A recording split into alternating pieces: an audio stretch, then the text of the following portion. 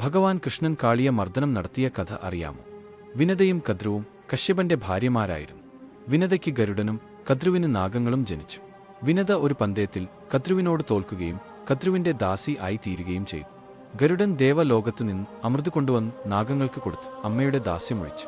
എങ്കിലും അന്നു മുതൽ ഗരുഡനും നാഗങ്ങളും പരസ്പര വിരോധികൾ ആയിത്തീർന്നു. ഗരുഡൻ സൗകര്യം കിട്ടുമ്പോഴൊക്കെ നാഗങ്ങളെ കൊത്തി തിന്നുന്നവാൻ തുടങ്ങി. നാഗങ്ങൾക്ക് സ്വൈര്യം ഇല്ലാതായി. അഷ്ടമിയിലും ചതുർദശിയിലും കറുത്ത വാവിലും വെളുത്ത വാവിലും തങ്ങൾക്ക് കിട്ടുന്ന ബലിയിലെ ഹവിസ് ഗരുഡൻ കൊടുക്കാമെന്ന് നാഗങ്ങൾ സമ്മതിച്ചു. ഗരുഡനും സംതൃപ്തനായി.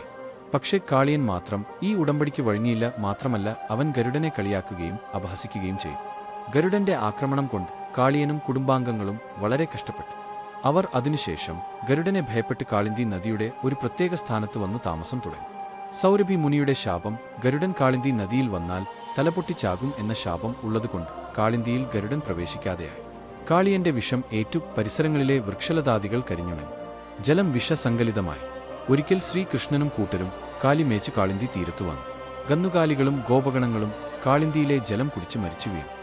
ശ്രീകൃഷ്ണൻ നദീതീരത്തു നിന്ന് ഒരു കടമ്പുമരത്തിൽ കയറി നദിയിലേക്ക് കുതിച്ചു ചാടി.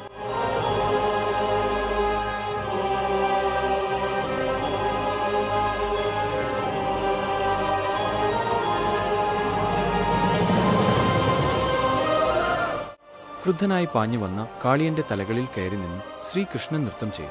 കാളിയൻ രക്തം ഛർദ്ദിക്കുകയും ശ്രീകൃഷ്ണനെ വണങ്ങുകയും ചെയ്തു. കാളിയന്റെ ഭാര്യമാരും കുട്ടികളും എല്ലാം വന്നു ശ്രീകൃഷ്ണനെ സ്തുതിച്ചു. ശ്രീകൃഷ്ണൻ അവരെ എല്ലാം രമണകദ്വീപിലേക്ക് പറഞ്ഞയച്ചു. ശ്രീകൃഷ്ണന്റെ പാദമുദ്ര ശിരസിൽ കണ്ടാൽ ഗരുഡൻ കാളിയനെ ഉപദ്രവിക്കില്ല എന്ന ഉറപ്പും കൊടുത്തു.